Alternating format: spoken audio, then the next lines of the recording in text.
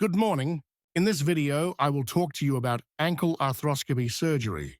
Arthroscopy is a minimally invasive technique for accessing joints, now widely used in surgery. Using a fiber optic camera, which varies in diameter from 2.4 millimeters to 4 millimeters, we can use a variety of surgical instruments to palpate, cut, and file tissue, monitoring what we are doing via a high-resolution monitor.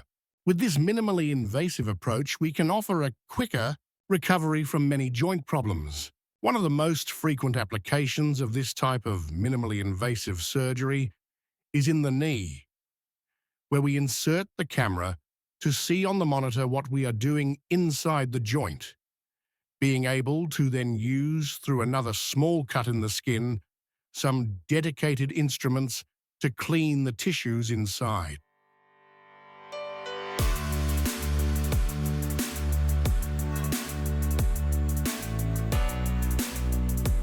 The ankle joint is certainly another perfect field of application for this surgical technique, where arthroscopy can be used to treat osteochondral lesions or to directly check the proper reconstruction of certain types of ankle fractures, those involving the joint, or even to remove bony protrusions that block mobility. You can watch the video dedicated to this pathology via the link at the end of this presentation. The most common reason for ankle arthroscopy is the removal of excessive synovial tissue, which is an excessive thickening of the tissue that normally lines the inside of a joint and often becomes chronically inflamed, even after a sprained ankle.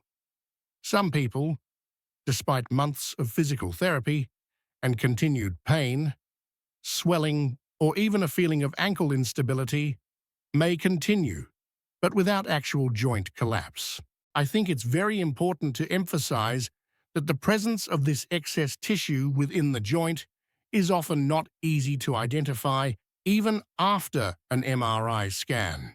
In many cases, the diagnosis is made only after all other possible causes have been ruled out, such as a small fracture, a ligament, or a tendon injury, but confirmation is often only achieved by a puncture inside the joint.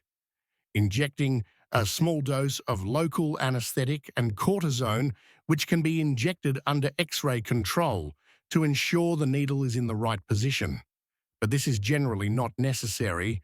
If you would like more information on how joint injections are performed and on possible alternatives to cortisone, I invite you to watch the video, the link to which you will find at the end. If the pain improves significantly even for just a day after the cortisone injection, the diagnosis is practically confirmed, and only at this point can we discuss whether to proceed with arthroscopic surgery. Anesthesia can be one, spinal anesthesia, which is an injection given in the back. In this case, many people also request light sedation, so they won't see, hear, or remember anything that happens around them during the operation. Or two, general anesthesia, also called narcosis, where you're asleep for the entire duration of the operation. The operation is performed with the patient lying on the bed and the ankle gently pulled with a traction system to widen the space in the joint, which is otherwise generally narrow. Obviously, we use a camera with a diameter of 2.4 or 4 millimeters connected to a high-resolution monitor. During the operation, we use various instruments to thoroughly clean the excess tissue. The tissue to be removed appears as if there were whitish cobwebs that remain stuck between the bones of the ankle, which are the tibia, the fibula, and the talus, thus causing the pain. Using specialized instruments inserted through small incisions in the skin, using small wave-like movements, this scar tissue is gradually removed. The two instruments we generally use in this case are a radio frequency device which burns the tissue, or a shaver, a type of mechanical scalpel, with a blade that rotates in an alternating pattern, simultaneously cutting and sucking the tissue it comes into contact with.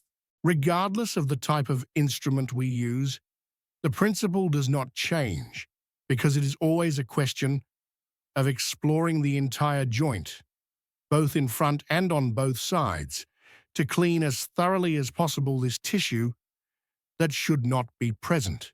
In some people, the abnormal tissue to be removed is relatively small, but in other patients, especially after a fracture, even if operated on, the tissue is very abundant, and therefore in this case, the operation certainly lasts longer.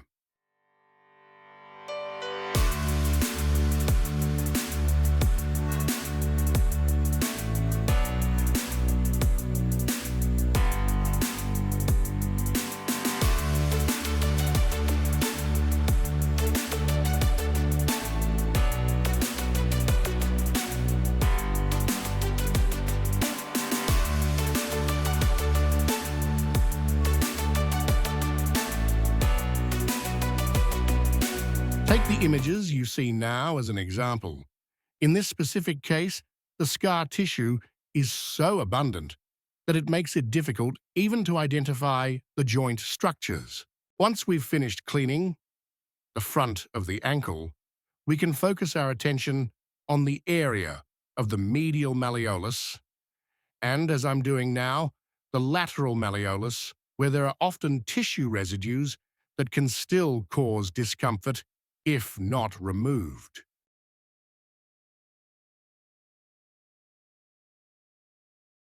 Throughout the operation, we must have a constant flow of saline solution, i.e. sterile water, to have an excellent view inside the joint. The continuous flow of liquid helps us, 1, to stretch the tissues to be able to see better, but also 2, more easily remove tissue debris suctioned out of the joint that may be created during surgical cleaning. After surgery, the surgeon will almost always allow you to put all your body weight on the ground, although there are some patients who need, for a few days or a few weeks, a long boot-shaped brace, possibly putting only part of their weight on the ground. In the latter case, a drug will also be prescribed to thin the blood and therefore to reduce the risk of deep vein thrombosis. For the first few weeks, try not to walk too far to avoid swelling, which could inevitably lead not only to local pain, but also to difficulty wearing closed shoes. A good rule of thumb is to walk frequently, but for no more than 15 minutes at a time. You should also avoid keeping your foot down while standing or sitting for long periods of time, so if you're sitting, use a stool or chair to rest your foot on. To prevent swelling after surgery and thus reduce the risk of pain, it is very useful to apply an ice pack for 10 or 15 minutes at a time, and repeat this several times a day, at least 3 times a day. For the first 3 days, even if you have no pain, it will still be best to take the painkillers your surgeon prescribes, and then gradually reduce them to take them only as needed. The stitches are almost always absorbable and will therefore fall out on their own, remaining protected for the first 14 days by a sterile plaster and a bandage. During the first 2 weeks, it's very important to avoid getting the surgical wounds wet due to the risk of infection. If you want to shower, you should use waterproof bags, available at pharmacies, ideally reinforced with a layer of plastic like the kind used in kitchens. You will be able to drive again after 2 or 3 weeks, or better yet, only when your ankle is no longer causing you any particular pain and is no longer swollen, allowing you to wear closed shoes without difficulty. Physiotherapy began after 1 or 2 weeks to regain active and passive movement and reduce any residual postoperative swelling. As with all surgical procedures, there are obviously risks. Fortunately, these are rare, but they should be discussed with your surgeon before deciding to undergo the procedure. These include infection, which is very rare, but when it occurs requires urgent cleaning in the operating room. Another risk is deep vein thrombosis, which happens when a blood clot forms in the leg.